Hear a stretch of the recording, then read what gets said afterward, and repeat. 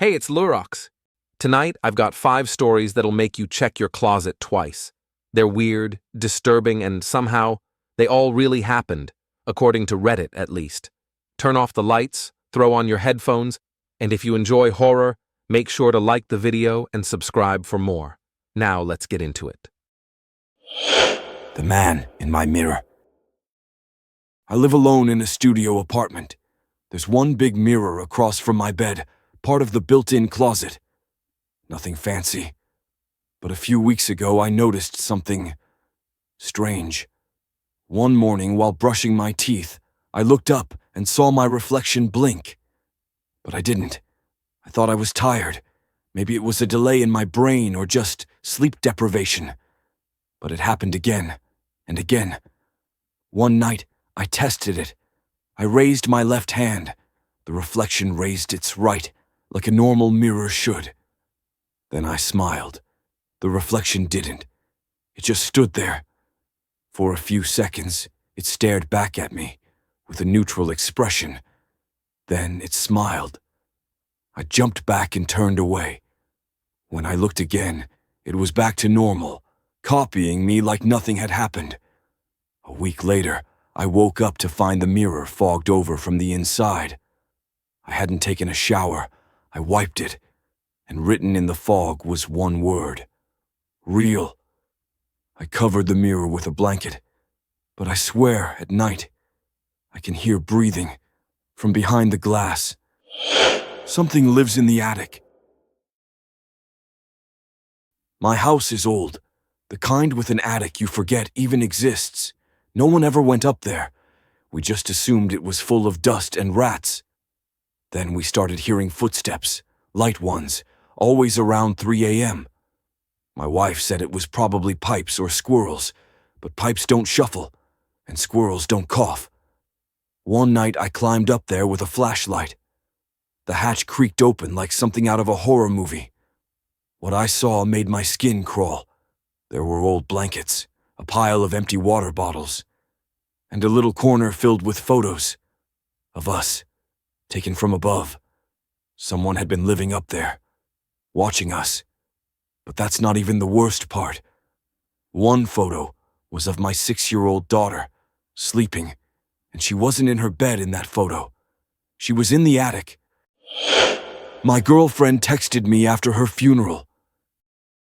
Emily died in a car accident. I was there.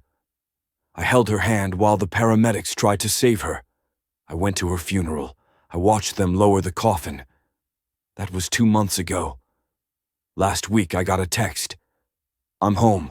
Where are you?" At first I thought it was spam or someone using her old number.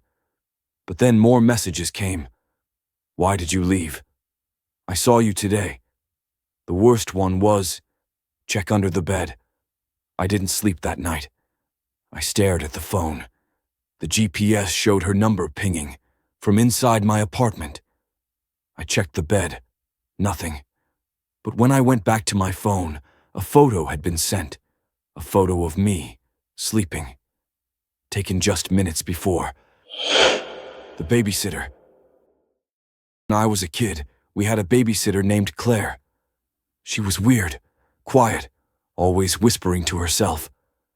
One day I told my mom that Claire locked me in the closet when I cried. She was fired that night. That was 16 years ago. 2 weeks ago, I saw a woman standing outside my apartment, just standing, in the rain.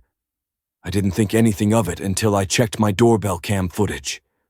She had been there for 4 hours, motionless. The next morning, taped to my door was a note.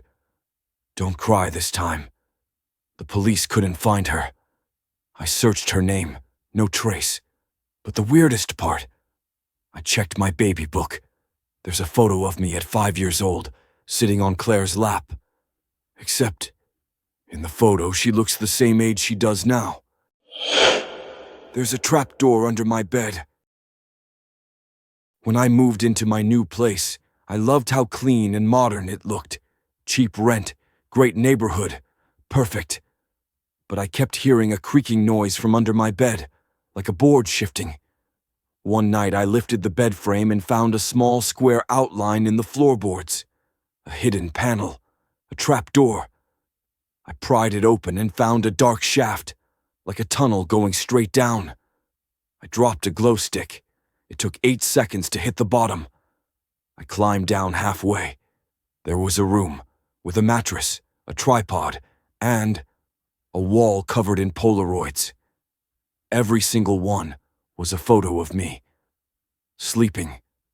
Some were from my old apartment, some from years ago. Someone had been watching me for a long, long time.